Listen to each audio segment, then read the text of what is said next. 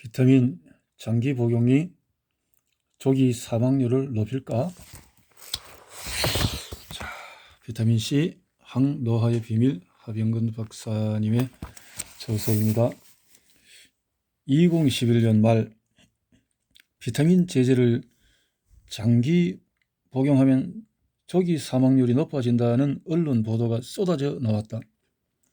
비타민C 월드 홈페이지에서도 이에 관한 이야기가 오갔고, 미국에서 안과 의사로 일하고 있는 대학 동기는 어떻게 생각하느냐는 물음과 함께 링크된 기사를 보내오기도 했다. 언론에 소개된 기사를 살펴보다가 그 내용이 포메시 크리스티안 글루드가 발표했던 코펜하겐 쇼크와 너무나도 닮아 있다는 사실을 발견했다. 무엇이 잘못되었는지 알아보기 위해 논문을 찾았고, 미국 의사협회가 주관하는 뇌과 학회지에 실린 논문이라는 것을 알아냈다. 곧바로 그 논문을 다운로드해서 살펴보았다. 18년의 연구 결과라며 발표한 논문에 관한 언론 보도 내용은 다음과 같았다. 핀란드와 노르웨이, 미국, 한국의 과학자들은 55에서 69세 여성 38,772명을 대상으로 비타민제 복용이 사람의 건강에 어떠한 영향을 미치는지를 연구했다. 연구진은 그 결과 조기 사망 위험을 증가시킨다는 충격적인 현상을 발견했다고 발표했다. 언론 보도 내용은 과장되었고 논문은 왜곡되었다. 임상시험을 한 것도, 병원의 진료 기록을 참고한 것도, 임상검사를 실시한 것도 아니었다. 연구기관이 일하던 18년 중에서 1986년, 1997년, 2004년에 실시한 단 3차례의 설문조사 자료를 토대로 통계 분석을 해서 논문으로 발표했다. 설문조사도 직접 질의응답을 받은 것이 아니라 대상자 스스로 설문지에 답하는 형식이었다. 논문의 저자의 의사는 한 사람도 없었고, 질병에 대한 조사라고는 고혈압과 당뇨병에 관한 2가지 설문밖에 없었다. 미국인들의 흔한 사망 원인인 심장병과 만성 폐질환에 대한 설문은 찾아볼 수가 없었다. 이런 상황에서 비타민제 복용으로 인한 사망률을 논한다는 건 논리의 비약이 너무 심하다. 심장병이나 만성 폐질환이 있는 미국인들은 건강한 사람들에 비해서 훨씬 더 많은 비타민을 찾는다. 핀란드, 노르웨이, 한국의 과학자들이 한 연구라고 했지만 1986년 미국 아이오와 주에 살던 55에서 69세 여성들에게 16쪽 분량의 설문지 응답을 받아 실시한 통계 분석이기 때문에 저자들의 국적이 다양하다는 점이 아무 의미가 없다. 설문에 참여한 사람들의 99.6%가 백인 여성이었다. 이 연구는 애초부터 사망률을 알아보기 위한 기획된 연구가 아니었다. 폐경기 여성들의 식생활 습관이 암 발병률과 어떠한 관계가 있는지 알아보기 위한 연구였다. 그런 이유 때문에 설문 대상의 연령이 55에서 69세였고 남성들을 배제한 채 여성들만 조사에 참여한 것이다. 상식적으로 생각해보자. 1986년에 55에서 69세였던 중년 여성들이 18년이 지난 2004년까지 모두 생존했다면 몇 살이 되는가? 그렇네요. 50에서 60, 70, 73세에서 87세이다. 비타민 제제로 인한 사망률을 논할 연구 과제가 아니라는 사실을 한눈에 알 수가 있다. 한국 언론에 보도된 조기 사망은 정말 한심한 이야기이다. 환자가 왜 사망했는지에 대한 조사도 없다. 자살인지 타살인지 사고사인지 병사인지 자연사인지 아무런 추적 조사도 없이 주문 등록 조회로 사망자를 확인했다. 논문의 저자들이 설문조사 항목에 포함시킨 비타민 제제들도 과연 이 사람들이 비타민에 대한 안목이 있기나 한 것인가? 하는 생각이 들 만큼 이해하기 힘들다. 설문조사에 포함된 제재는 15개의 비타민 보충제였다. 종합 비타민, 비타민 A, 베타카로틴, 비타민 B6, 엽산, 비타민 B 복합제, 비타민 C, 비타민 D, 비타민 E, 철, 칼슘, 구리, 마그네슘, 셀레늄, 아연, 종합 비타민에는 여러 비타민과 미네랄이 함께 들어있고 비타민 B 복합제에는 엽산, 비타민 B6를 비롯한 여러 비타민 B 제제들이 섞여 있었다. 개별 비타민 보충제들을 분류하면서 미네랄 보충제들도 따로 분리해 내 설문에 포함시켰는데 그 선택이 어색하다.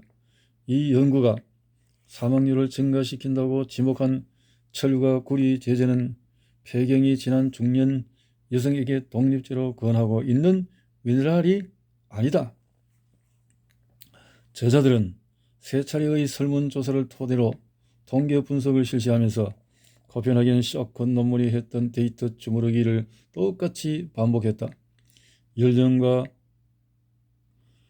시기에 대한 편차를 조절했을 때 설문조사 결과가 사망률을 낮춘다는 쪽으로 나온 항목들을 다시 분석해서 사망률을 높이는 것으로 둔갑시켰다. 이렇게 그들이 주무르면 자료의 결과가 사망률을 높인다는 쪽으로 바뀌기 시작했다. 그렇게 얻은 결과가 성에 차지 않았던지 이들은 한 번 더 데이터를 주물러서 애초에 바라던 사망률 증가의 결과를 만들어냈다. 이 과정을 살펴보자. 설문조사를 토대로 분석한 첫 자료다. 사망률을 감소시켰다는 설문 결과가 어떻게 사망률이 증가했다고 변하고 있는지 살펴보자. 비타민 B 복합제 79% 감소, 비타민 C 4% 감소, 비타민 D 8% 감소, 비타민 E 6% 감소, 비타민 마그네슘 3% 감소, 셀레늄 3% 감소, 아연 3% 감소. 저자들은 이후 여러가지 조절 변수의 조합을 이리저리 끼워 맞춰 통계 자료를 분석했다. 자신들이 규정한 조절 변수의 조합으로 통계 자료를 주물러 자신들의 입맛에 맞게 산출된 데이터들을 논문에 실었다. 한 번 주무른 후 자료들은 이렇게 변했다. 비타민 B 복합제 1% 감소, 비타민 C 1% 증가, 비타민 D 0%, 비타민 E 0%, 마그네슘 8% 증가, 셀레늄 7% 증가, 아연 5% 증가. 여기에 그치지 않고 다시 자료를 주물러 나온 결과를 보자. 비타민 B 복합제 0, 비타민 C 1% 증가, 비타민 D 0, 비타민 E 1% 증가, 마그네슘 8% 증가, 셀레늄 9% 증가, 아연 8% 증가. 코펜하겐 셔커 논문에서 사망률을 감소시킨다는 것을 발견하고 애써 숨기려 했던 비타민 C와 셀레늄까지도 손을 대면서 무엇을 얻으려고 한 것인지 이해할 수가 없다. 저자들은 논문의 결론 부분에서 철 보충제가 사망률 증가에 가장 강하게 연관되어 있다고 강조하면서 대부분의 보충제들은 사망률과 연관되어 있지 않다고 마무리했다. 그런데 언론에서 이를 비타민 제제가 사망률을 높인다라는 충격적 타이틀로 받아내며 세상을 놀라게 했다. 폐경기가 지난 여성들에게 철분 보충제를 따로 처방하지 않고 철분 공급을 필요로 하는 철결핍성 빈혈과 같은 질병이 있지 않는 한 철분제를 따로 복용하는 사람들도 없다. 철분의 추가 공급이 이루어질 게 없다는 생각으로 종합 비타민제에서도 철분 성분을 빼고 만들어내는 추세이기 때문에 저자들의 결론은 새로울 게 없다. 사망률을 높였다고 드러내놓고 지적한 철과 구리는 전이 금속이다. 생체 내에서 음양으로 바뀌면서 전자를 주고받으며 활성산소와 자유기 반응에 관여하는 전이 금속이라서 다른 미네랄 제재들과 사뭇 다른 면을 가진다. 임상시험도 아니고 병원 기록도 없다. 철분 제재를 따로 복용한 폐경기 이후 여성들에게 혈액질환이 있는지도 묻지 않았다. 인터뷰도 없었고 그 어떠한 검사도 없었다. 세 차례 수집한 설문조사를 토대로 자기적으로 만들어낸 통계 자료일 뿐이었다. 비타민 제제가 사망률에 미치는 영향을 조사하기 위해 기획된 연구도 아니고 폐경기가 지난 여성의 암 발생률을 조사하기 위해 기획된 연구 자료들을 끌어와 분석해 비타민 복용을 사망률과 이어붙인 연구였다. 그러니까 원래 연구는 이 비타민 제제나 이런 것에 대한 사망률에 대한 것이 아닌데 폐경기가 지난 여성의 암 발생에 대한 어떤 연구를 하면서 그냥 끼워 맞추겠다. 비타민 제제가 어떤 작용과 부작용을 나타내는지에 대한 고찰도 없이 사망률을 집어든 함량 미달의 연구 결과가 내과 학회지에 실린다는 것이 의사로서 부끄럽다.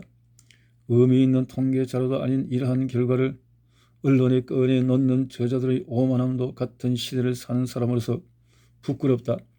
이 논문 뒤에 한편의 논문이 코멘터리 형식으로 이어지고 있는데 코펜하겐 쇼크를 일으켰던 장본인인 크리스티안 글루드가 논문을 두둔하며 자신들이 관찰한 지난 결과와의 유의성을 이야기하고 있다. 크리스티안 글루드의 코펜하겐 쇼크 논문을 인용하며 번번이 자연의 약을 공격하는 사람들이 이 아류작을 이용해서 비타민 사망률에 관한 목소리를 높이는 일이 없었으면 좋겠다. 먼저 논문을 읽어라. 언론 보도만 보고 이것저것 옮기지 말고 초록만 눈으로 보고 논문을 읽었다고 목청을 높이지 말고 논문의 행간을 읽고 그 의미를 생각해보라. 통계가 아니라 사람을 보고 사람을 느끼고 사람을 듣고 사람을 말하라. 자, 그 다음에 비타민 E를 많이 먹으면 전립선 암에 걸릴까? 비타민 제제가 조기 사망률을 높인다는 보도와 함께 비타민 E 과다 복용이 전립선암 위험을 높인다는 뉴스가 논란을 일으켰다. 보도 내용을 보고 있자면 어떻게 이런 식의 이야기들이 논문이 발표되기도 전에 언론을 찾아가고 학계보다 먼저 세상에 알려지는지 이해할 길이 없다.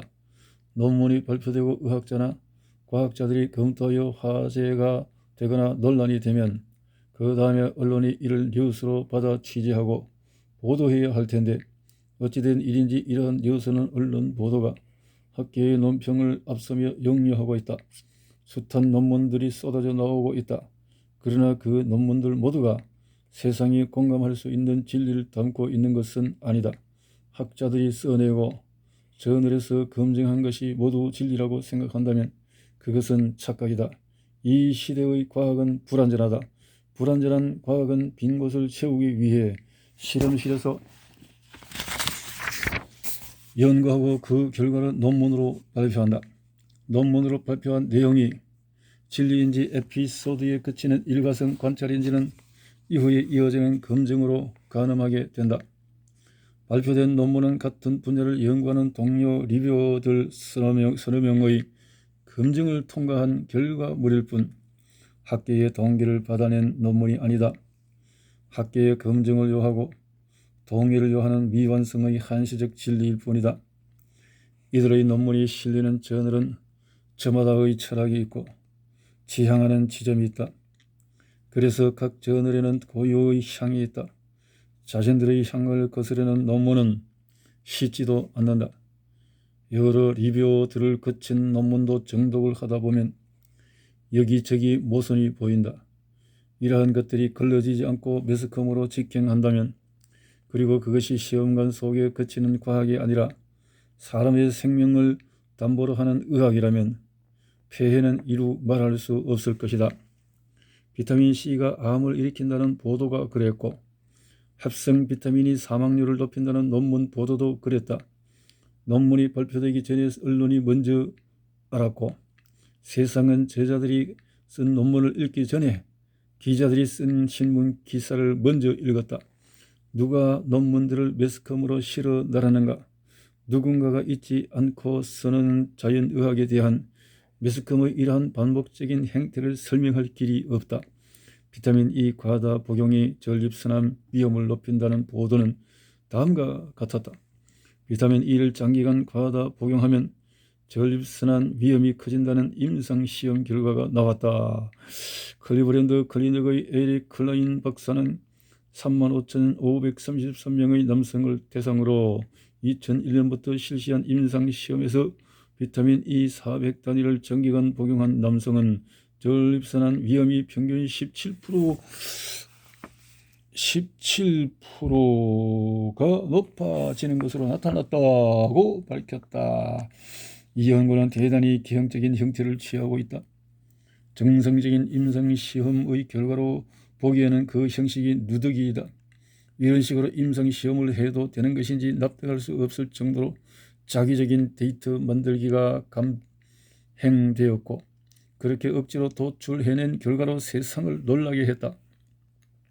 이 연구는 1990년대에 셀레늄과 비타민 E가 전립선암을 예방한다는 임상 보고서를 검증하기 위해 임상시험을 실시하여 그 결과를 논문으로 발표하고 2년의 세월이 흐른 뒤에 다시 열고 들어가 결과를 재분석하여 논문으로 발표한 내용이다. 저자들은 비타민 E가 남성 흡연자들의 전립선암 발생률을 32%나 낮춘다는 1998년의 임상시험 보고를 검증하기 위해 셀레늄과 비타민 E의 암 예방 임상시험 셀렉트를 만들어 시행하였다. 그리고 그 결과를 2009년 미국 의학협회 저널에 발표했다. 그들이 내린 결론은 셀레늄이나 비타민 E는 단독으로나 병용으로나 비교적 건강한 남성들에게 있어서 전립선암을 예방하지 못한다는 내용이었다. 2001년 8월 22일부터 2008년 8월 1일까지의 자료를 토대로 한 분석에서 연구진은 셀레늄이나 비타민 E가 도움을 주지 못한다고 결론을 내리고 임상시험을 종료하기로 결정했다. 그런데 비타민 E 투여군 중에 통계학적으로 무의미한 정도의 전립선암 발생률이 증가가 있었다는 사실에 주목한 저자들은 이미 발표되고 임상시험 종료가 선언된 기록들을 다시 열고 들어갔다. 그런 다음 2년 후의 상황을 추적 조사하여 그 결과를 재분석해서 또 다시 한 편의 논문을 만들어냈다. 그것이 바로 비타민 E가 전립선암 발생률을 높인다는 결과를 낳은 그 논문이다. 논문은 이미 결론을 내린 것을 또 다른 어떤 조작을 해서 이렇게 구미에 맞는 대로 만들었다 이 말인데요.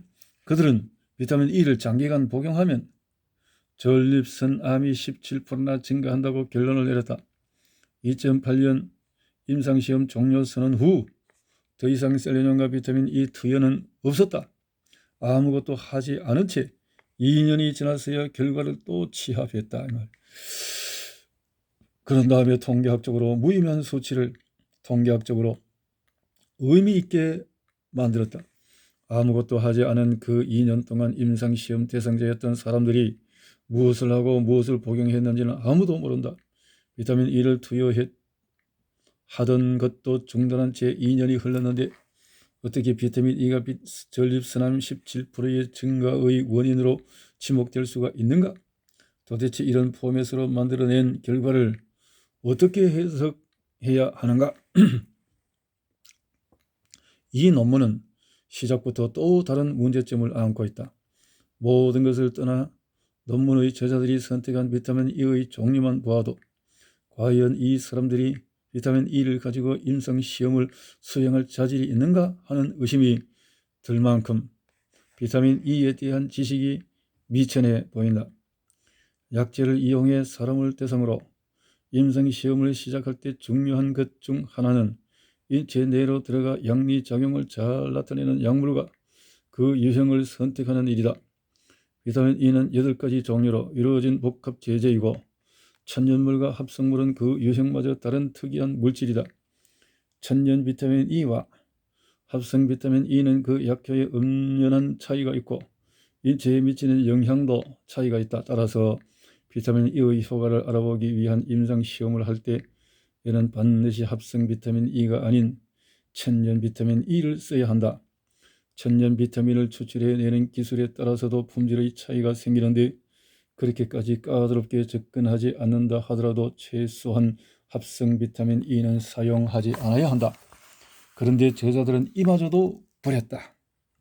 저버렸다. 1990년대에 시행한 임상검사에 사용한 제제를 선택했다고 이야기할 수도 있겠지만 흡연자를 대상으로 한 임상시험을 건강한 남성에 대한 임상시험으로 대상을 바꾼 것이라서 그마저도 공색한 변명이다. 지난 논문이 옳으냐 아니냐를 검증하기 위한 것이 아니라 비타민 E의 암 예방 효과를 알아보기 위한 임상시험이라면 천연 비타민 E를 써야 했다. 그렇죠. 주류의학의 신물질로 임상시험을 할 때 약효 동등성을 입증이 되지 않은 약물, 아니 약효가 떨어진다는 것이 입증된 약물로 임상시험을 시행한다면 세상은 이를 어떻게 받아들일까? 약효 동등성이 입증되지 않았거나 약효가 기준에 미달하는 약물로 임상시험을 하고 그 결과를 발표했을 때 의학은 이를 받아들일 수 있을까? 오리지널 약이 있음에도 불구하고 효과가 떨어지는 카피약으로 시행한 임상시험을 과연 의학이 받아들일 수 있을까? 칼자를 쥐고 있는 논문의 저자들은 이처럼 말도 안 되는 부분까지 말이 되게 하려고 노력했다. 논문을 발표하면서 일반인들이나 이 분야의 문외한인 의료인들이 눈치채지 못하도록 슬쩍 숨겨버리는 잔재주도 부렸다. 이 돈이란 게 뭔지 이렇게 논문을 쓰는 사람들이 진실성이 사라진 속에서 이렇게 마음대로 조작을 한다면 참 할 말이 없네요. 자, 이 논문에서 저자들이 선택한 비타민 E는 천연 비타민이 아니라 합성 비타민 E다. 알파 토코페롤 형태의 합성 비타민 E를 사용해 놓고 사람들이 쉽게 눈치채지 못하도록 복잡하고 어려운 이름으로 바꾸어 표기했다. 합성이라는 뜻의 신세틱이나 천연과 합성을 쉽게 구분해 낼 수 있는 표기인 DL 표기도 없다. 천연 비타민 E에는 인체 내에서 정상적인 작용을 하는 D 형태만 존재하고 합성 비타민 E는 합성 과정 중에 생겨나고 인체에 아무 이점도 없는 L 형태의 부산물도 함께 존재한다.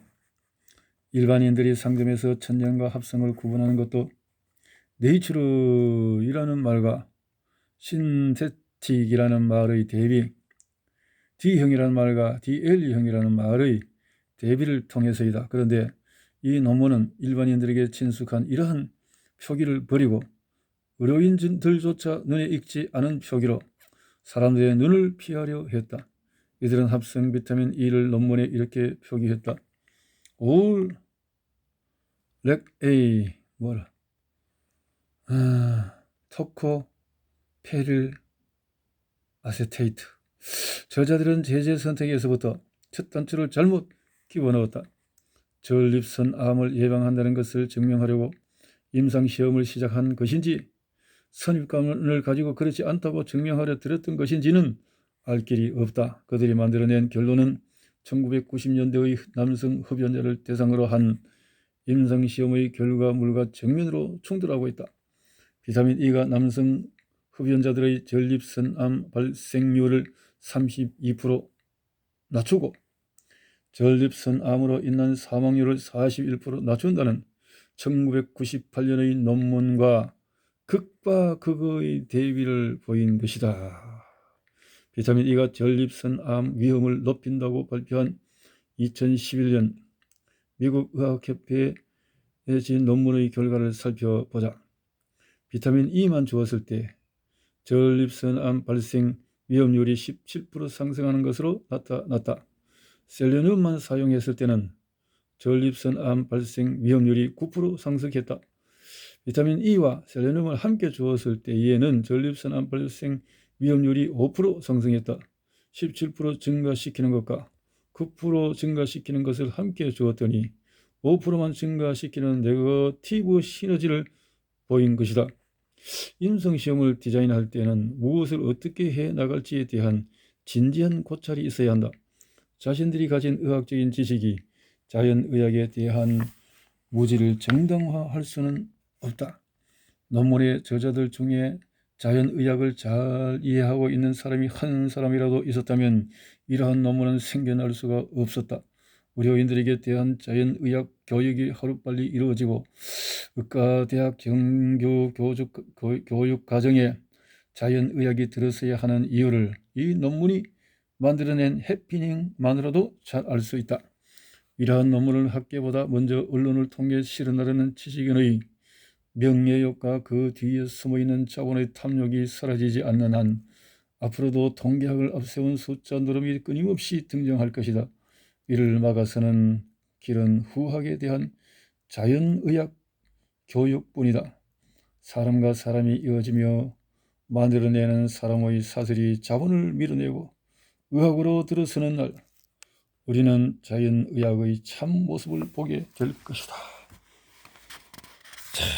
참 진실된 의사와 자본에 침식당한 의사, 정치에도 진실된 정치를 하려고 하는 사람과 자본에 침식된 정치꾼들의 모습이 차이가 있듯이 그렇다라는 것이 생각이 나지네요. 자, 서양의학의 자연물질에 대한 오해, 주류의학은 자연물에 대한 이해하지 못할 반감을 가지고 있다. 이 반감은 권위 있는 저널과 후학 교육을 통해 확대 재생산된다.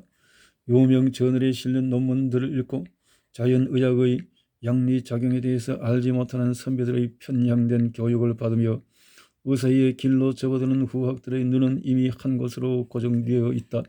사람을 먼저 들여다보지 않고 숫자를 먼저 바라보는 의학의 잘못된 흐름, 이러한 흐름은 급기야 사람을 살린 소규모 임상보고서보다 남들이 이전에 시행한 임상시험 자료를 모아서 자기 뜻대로 주무른 통계 자료들에 더 높은 가치를 부여하기에 이르렀다. 거편하긴 쇼크로 대변되는 이러한 숫자 노름은 연구자의 왜곡된 시각이 세상을 얼마나 혼란스럽게 만들 수 있는지를 잘 보여준다. 비타민을 먹고 사망했다는 발칙한 발상을 어떻게 해낼 수 있는지 도가 지나쳐도 한참 지나쳤다. 무작정 사망자가 발생한 연구들만 찾아서 모은 코펜하겐 쇼크는 자신들의 객관적인 자료마저 의미 없는 것으로 돌린 후 재작업을 거쳐서 항산화제가 생명을 단축할 수 있다고 자의적으로 결론을 내렸다. 발칙한 발상이 더 발칙한 결론으로 치달았고 이러한 논문의 오류를 걸러내지 못하고 세상으로 내보낸 저널의 편집자들 역시 발칙한 지식인들이라고 달리 생각할 수가 없다. 주류의학의 자연의학 교육은 한참 잘못되었다. 약물의 인체 내 작용을 설명할 때는 정상적인 작용을 설명하고 그에 이어 그 약물이 나타낼 수 있는 부작용을 설명해야 한다. 작용이 있으니 부작용이 있는 것인데 어찌 된 일인지 주류의학은 자연의학의 양리작용을 설명하지 않은 채 후학들의 머릿속에 부작용부터 주입하고 있다. 부작용을 가르친 다음에라도 작용을 가르치면 그나마 나을 텐데 부작용을 가르친 뒤에는 말문을 닫아버린다. 나는 의사가 된 지 10여 년이 흐른 후에 다시 미국 의사고시를 치렀다.